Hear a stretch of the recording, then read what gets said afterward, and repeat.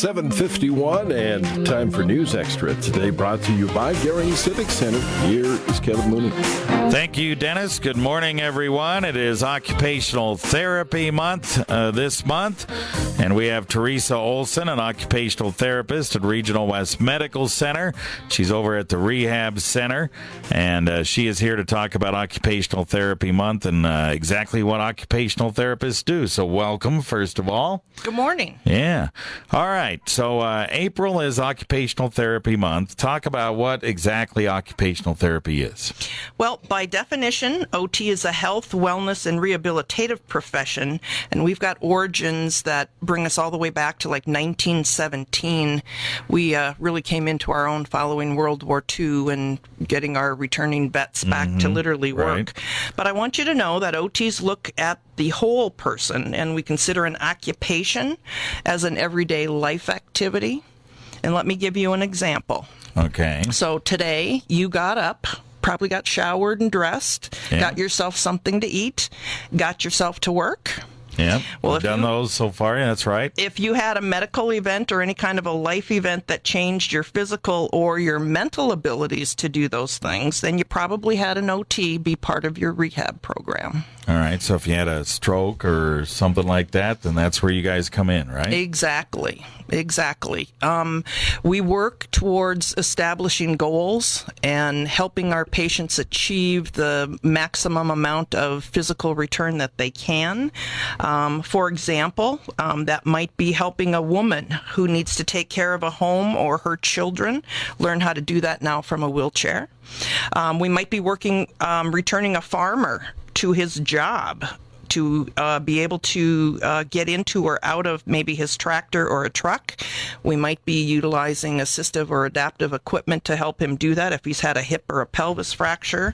Or we might be assisting another kind of a patient be able to live again on his own, being able to manage a checkbook or work with things as simple as following a calendar because he's had a head injury following a car accident. So those would be some really good examples of what OT could do. All right. Now, you guys, when you first joined over at Regional West Medical Center as an occupational therapist, it was basically you, and that was about it, right? There were 1.5 of us. There was a part-time therapist that was there working with me as well. She was primarily working in the avenue of, or in the arena of pediatrics, and her name was Cindy, and Cindy and I just continued to provide occupational therapy and find other areas in which we could grow the department, and we've been pretty successful. Today we have 11 occupational therapists in our department. Yeah.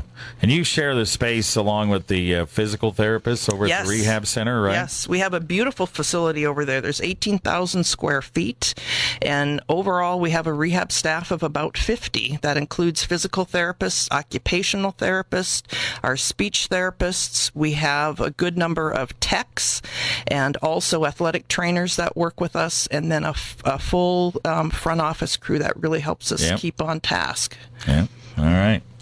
Okay, we'll talk more right after this break. The next generation of virtual meetings is arriving at the Civic Center. Boost your productivity by meeting with multiple locations at one time and have less travel expense. With the Polycom video system, you work visually in HD, allowing a rich learning experience. With no freezing of picture and a great sound system, your speaker can be off-site and have human interaction. Call 436-6888 or visit www.geringciviccenter.com. The Gehring Civic Center, true inspiration.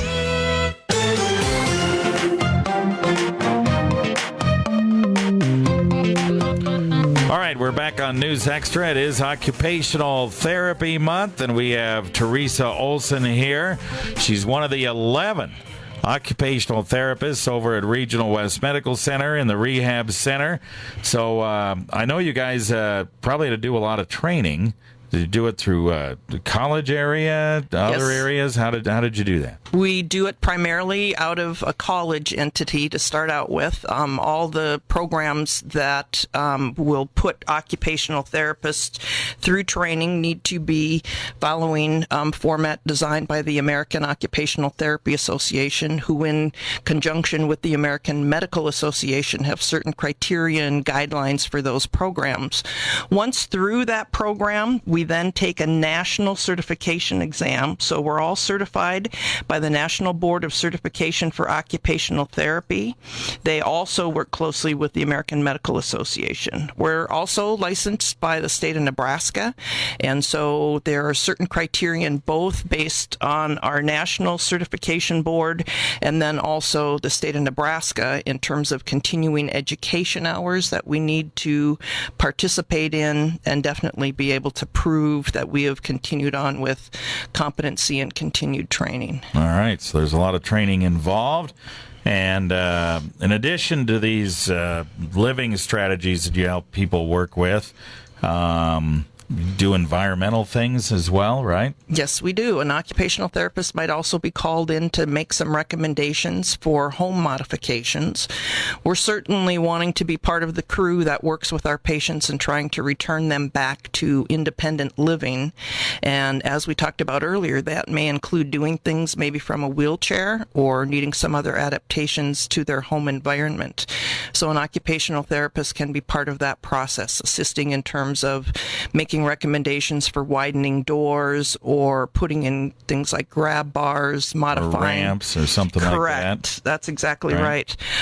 In part of the work that I do, I'm involved in terms of people that have had work injuries, and I'm often asked to come into the actual work environment and see if there's modifications that can be made from an ergonomic standpoint or changes in terms of counter heights, chair heights, those kinds of things as well. All right. When you do this occupational therapy, does it usually last for a specific period of time? Or there's probably some patients that you're doing therapy pretty much through their entire lives after they have a real serious event, right? We could definitely be part of someone's rehab program for several years. We do, as therapists, work with patients that are young.